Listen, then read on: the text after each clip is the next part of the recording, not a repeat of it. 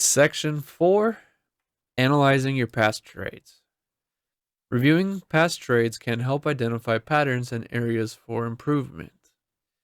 Keep a record of entry and exit points, profit and loss, and any notes on market conditions or emotions.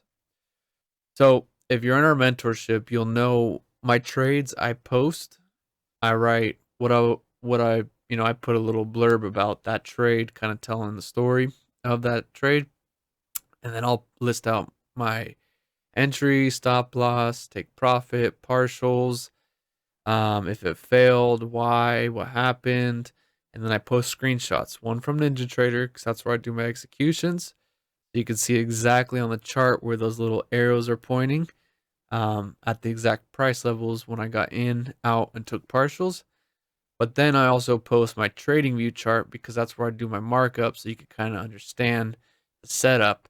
So for me, and hopefully for you, you find that beneficial to look at those trades and learn from them. But you need to do it for yourself as well so you could reference all the times that your setup played out and how it looked. Because just because you know the general flow of your setup, the same exact candle patterns don't form every time, even though it's your same setup, right? So it's good to have that data to help you build more confidence and start seeing stuff that happens over and over again when you're trading your setup.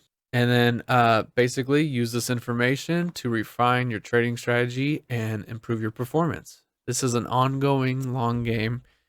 You're going to do this when you're a beginner, when you're intermediate, and even when you're advanced.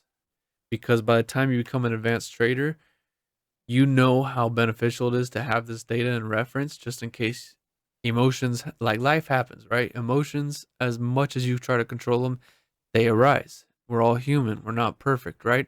So even if you're an advanced trader, you might have some off days, period, or a session or something, right?